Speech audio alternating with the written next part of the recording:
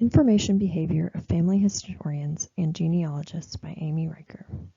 This paper discusses the information behaviors of genealogists and family historians and attempts to use this analysis to find ways for libraries to help meet their needs. Family historians and genealogists are generally considered serious hobbyists and are studied as such.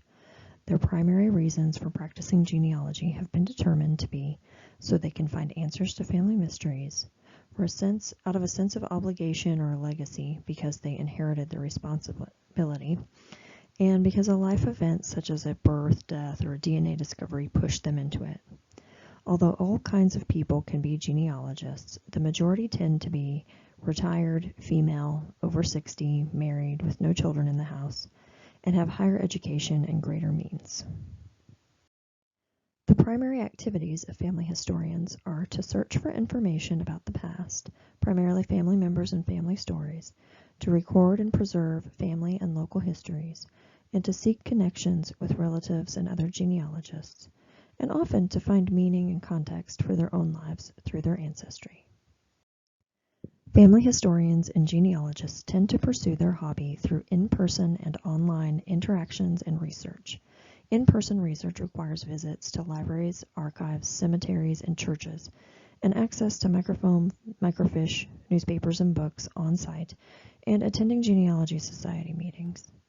Online research may require delving into many kinds of records through ancestry websites and databases, undergoing DNA testing, and using email, social media, and groups to make contacts and share information. A primary desire when performing research is to create a narrative. Most genealogists follow a particular pattern in order to do this. They begin by collecting information such as names, dates, and locations.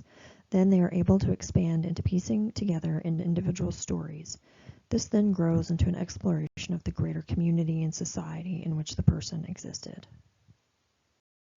Their information behaviors tend not to be linear. A clue from one search might lead to a brand new branch or piece of information that leads them in another direction. They continually backtrack and loop back to old searches to find new leads in a never-ending search. Genealogists tend to value self-learning and positive information sharing among each other.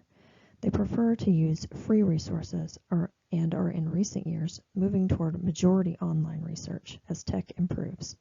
They also tend to make new information, such as books and family trees, with the information that they gather. The interviewed expert was an enthusiastic family historian who fit some of the general profile. She was a female over 60 who had no children at home.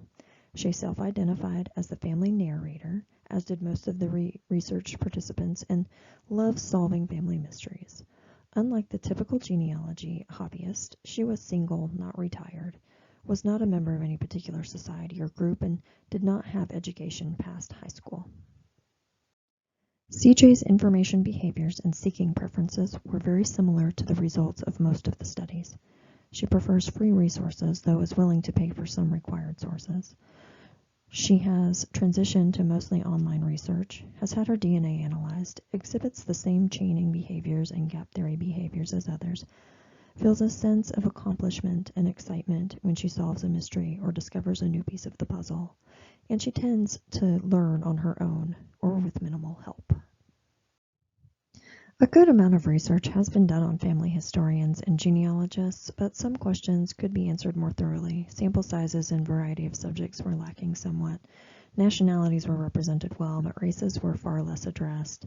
DNA testing is a new avenue of exploration. The impact of it is changing family dynamics and surely information behaviors.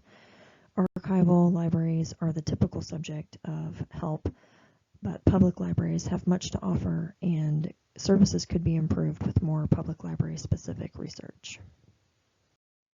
In conclusion, because the loop of family research is never-ending, family historians will continue to return to the same resources. And because family historians are important to the preservation and recording of local history, local libraries should provide free online resources, digitize hard copy items, provide contacts and spaces to accommodate communication, and provide digitizing equipment to help fulfill their needs and benefit the community.